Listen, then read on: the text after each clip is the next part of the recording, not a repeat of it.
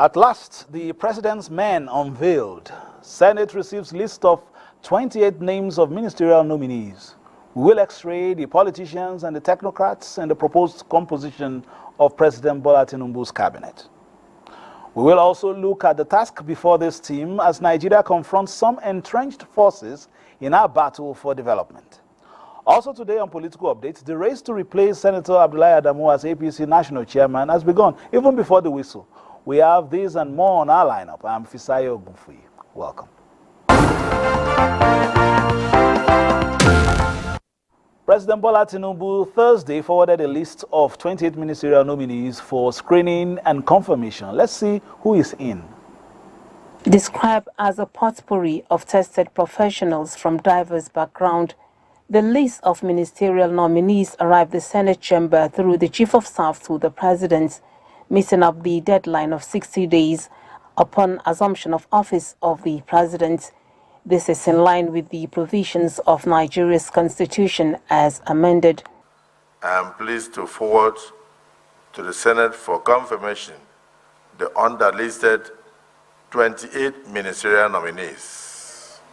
Abubakar Momo, Ambassador Yusuf Maitama Chuka, Ezenwa Nyesom Wike, Nasir Ahmed El-Rufai, David Omaye, Dele Alake. Among the ministerial nominees are former governors of Rivers, Kaduna, Ebonyi, and Jigawa states, former and serving senators, as well as former members of the House of Representatives, among other technocrats. There are people that will bring to bear their knowledge, their experience on the administration with a view to positively impacting on the lives of Nigerians what is embedded in the renewed hope agenda of the present administration. A greater percentage of them are technocrats that have proven their capacities and abilities in their chosen endeavors, and the rest are politicians who are well known to us and to all the citizens of the country. In keeping with his promise of gender inclusion, 7 women made it to the list of 28, representing 25% of the number to be precise. A date for their screening will soon be announced, just as more names are expected from the President as ministerial nominees to meet the provisions of federal character as enshrined in the Constitution. The 10th Senate is going to examine the characters, the personalities, the experiences, the background of every nominee, and we believe that at the end of the day, like I said earlier, 1 week ago, that Nigerians will not be disappointed. More on that later on the show. But meanwhile, President Bola Tinubu has underscored the importance of carrying the youths of the nation along in the efforts to resuscitate different sectors of the economy. During an audience with APC youths, the president said genuine efforts will be concentrated on the youths to enable them fulfill their limitless potentials. Energetic and young, the foot soldiers of a ruling party relishing the gains of the electioneering struggle, culminating in the emergence of President Bola Tinubu. They confirmed the then candidate made their job easy with his pedigree as an outstanding politician. And now, as the president, with his policies and programs so far, the youths are not disappointed. We trust and we have full confidence in the man on the steering. We know that he has the full intention to ensure that Nigeria is on the path of greatness. He's not after Nigeria's resources. He knows what to do, but he needs to ensure that he takes a decision that will give us long-term benefit and make Nigeria like America and put an end to Jackpot syndrome. On behalf of all young women within the APC, I humbly appeal to Your Excellency to strongly consider an overall 15% inclusion of young women. President Tinubu acknowledged the contribution of his party youths leading to his success, But again, he demonstrated he is in tune with the economic realities occasioned by the fuel subsidy removal, and he said it is a necessary sacrifice to terminate a monster of over 40 years and redirect the ship of a nation towards a reassuring future. Our life is back. Our prosperity is coming. Our happiness is along the way. Talk to your parents, uncles, and relatives that this president cares dearly for the economic benefit and welfare of this country. For Nigerians, palliative succussion, the effect of the fuel subsidy removal, is long overdue. But aside the immediate intervention, President Tinubu is setting his eyes on a bigger picture. Yes, people are anxious about the palliative. Palliative is not the solution. It's just a temporary relief. The long-term prospect of the nation and the benefit is for us to re-engineer the finances and the economy of our great country. That, I assure you, I will do. Okay, to our discussion now, with a substantial number of the ministerial nominees already captured in the list forwarded to the Senate, the task before them and the likely assignments they will receive have equally begun to generate comments. Senator Timothy Adudu joins us today on Political Updates. Senator Adudu served in the Red Chamber between 2003 and 2007. He was a member of the Tinubu-Shettima Presidential Campaign Council for the North Central, and he authored the book Democratic Illusions, The Viruses Killing Democracy in Nigeria. Senator Adudu, thank you very much for joining us on Political Update today. Thanks for having me. All right, the list has been forwarded. We have seen the first 11, so to speak, 28 names. What are your comments at this time? Are you satisfied with the composition of the people on that list? Let me clear an impression. It's not about first 11. Every minister that is appointed has equal standing. It's just that one or two things had happened that the president needed to sort out. And on the basis of a very wide consultation, he brought this first list, but the others are coming. So it's not as if those who are not there. I made the point. It was just an allusion to, the president's men. But are you satisfied with that list? Yeah, yes. The list came after a very thorough and in-depth consultation. These are men of integrity, men and women of integrity, people who are achievers in their own field, technocrats, politicians, and what have you. So don't forget that President Tinubu is a hunter of talents. What he has done in Lagos and all throughout his political odyssey, we know what he has done and we know what he's capable of doing. He is a goal-getter, and he wouldn't want to bring in people who are not ready to deliver. So he has gone for the best as far as the circumstances are concerned for now, for today. So he needs a very formidable team which has used his discretion to hunt, and he has brought to Nigerians. And Nigerians should not expect anything less from Tinubu, the president that we know. He has always been very superlative in all that he has done. And we believe those who have been with him round, we know that he's going to deliver to Nigerians. Look at it this way. Since he was sworn in as a president, a new chapter has opened in the politics of this country, whether domestic or international. The few times he has stepped out of this country, we could see the glorious dignity that he has carried himself. Even the vice president outing in Rome on the United Nations food security, he did very well. We are so proud that we have this team that is going to lead Nigeria out of the doldrums we've been for the past few years.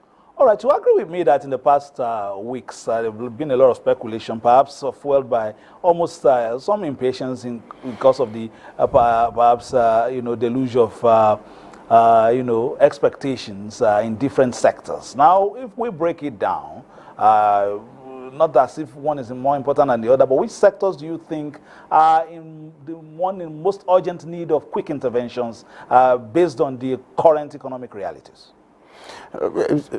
First, what he has done on the issue of security, the appointment has made on the issue of security, we know that was very, very plausible. Those appointment has made on the area of security has really reduced the tension we used to have as a people in this country. Next is the economy. And the Americans have to say, he who is in a hole and wants to be assisted to be saved, he should not dig further. He did what others have not done in the past. In the past years, he removed the subsidy, and he has announced palliatives and other things that are coming. And during the visit of the youth, he said palliatives is not the end, but it's a step, it's a process.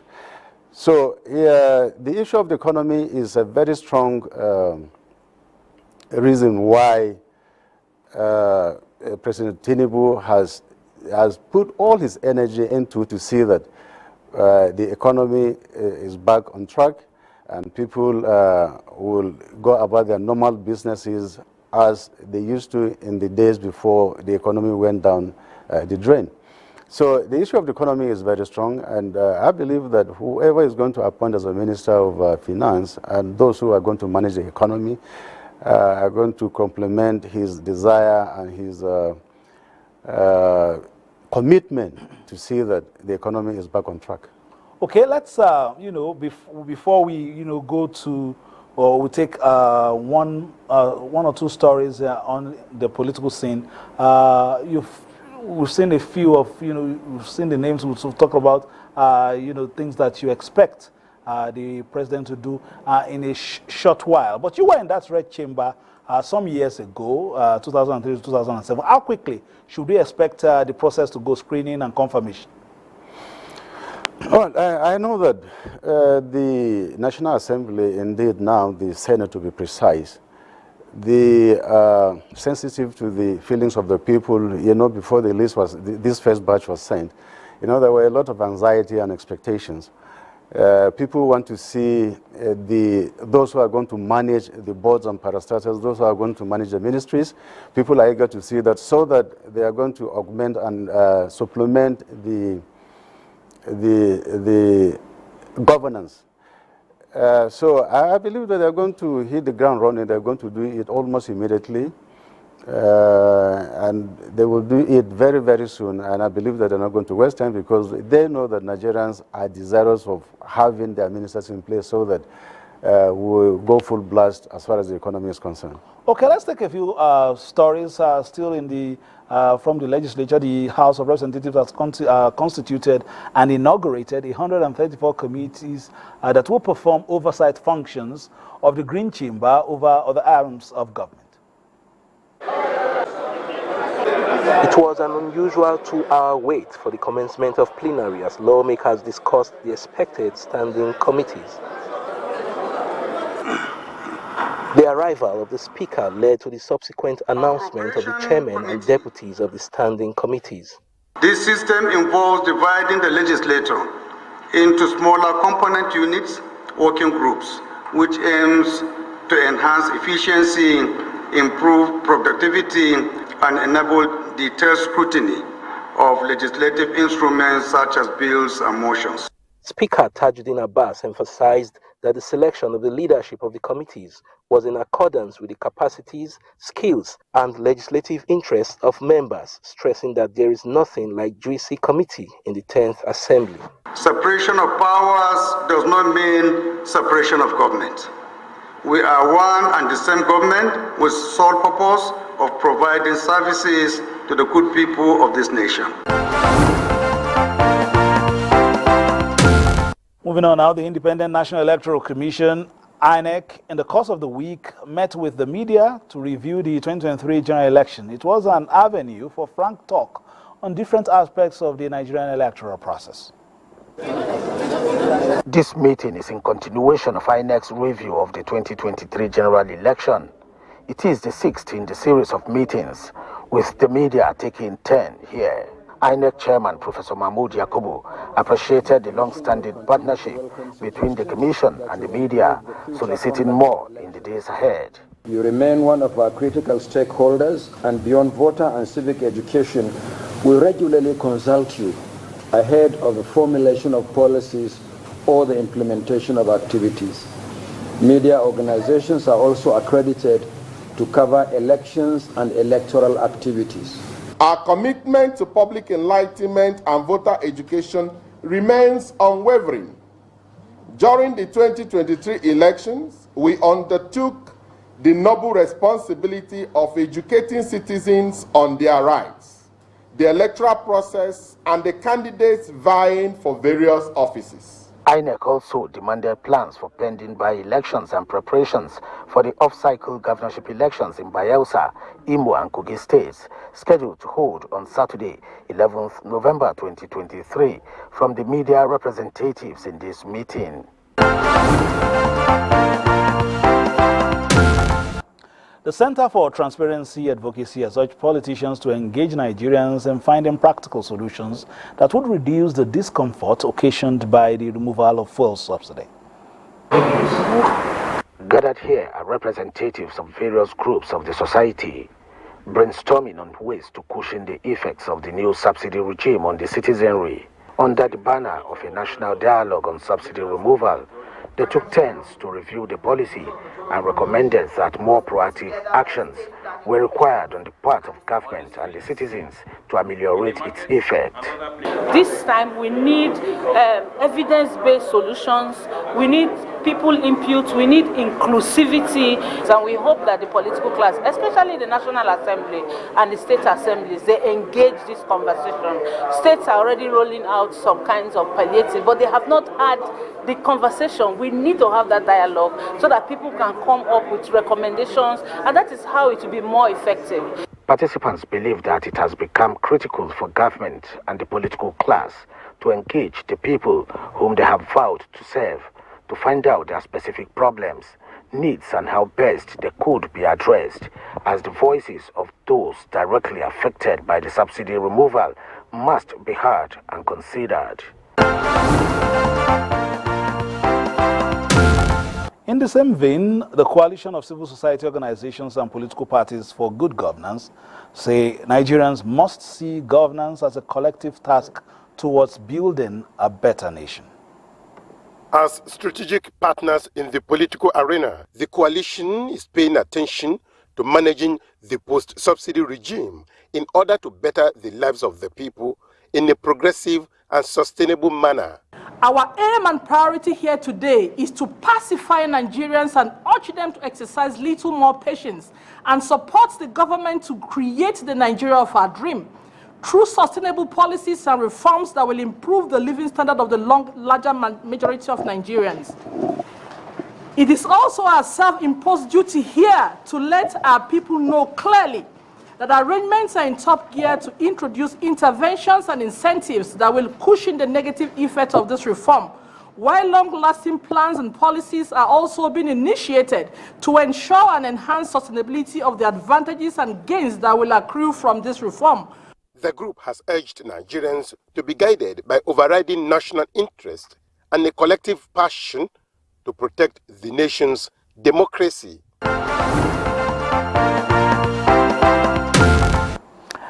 And before we go, it seems as if the Game of Thrones has begun again in the ruling party. The APC youth leaders from North Central Zone have expressed support for former Kano State Governor Abdullahi Umar Ganduje to emerge as the party's next national chairman.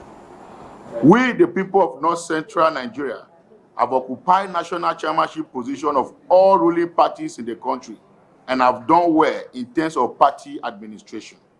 We are proud to say that a chairman from the zone led to the victory of the last presidential election in the country. Our father, who was the national chairman, Senator Abla Adamu, has just resigned his position, thereby making the post vacant. As you may be aware, there is no vacuum in governance, so a competent hand must be employed in order to oversee the affairs of our great party. It is on this note that we, the people of North Central Nigeria, wholeheartedly endorse Dr. Abdullahi Umar Ganduje. All right, the game has begun. The whistle has not been blown. We will look at that in our subsequent programs. But before we go, Senator Timothy Adudu is still here with us. You wrote a book that has tickled my fancy, Democratic Illusions, the Viruses Killing Democracy in Nigeria. If you have identified these viruses, what is the antidote before we go very quickly? Thank you very much. There are multiple of them. But I think the first one is the citizen, understanding what democracy is all about. It's not just understanding what democracy is about, you're believing in democracy. Because even if you understand something and don't believe in it, it doesn't work. I've discovered that most times when we pay lip service to democracy, we just do it because it's here with us. But it's not ingrained in our psyche. We've not psychologically developed or matured our minds to accept democracy the way it's supposed to be played. And I will give you an instance. You will discover that most times we are operating with democratic dictators. You have parties that you say somebody is a party leader, but yes, it's not, I'm not saying that it's bad to have somebody who will lead the party.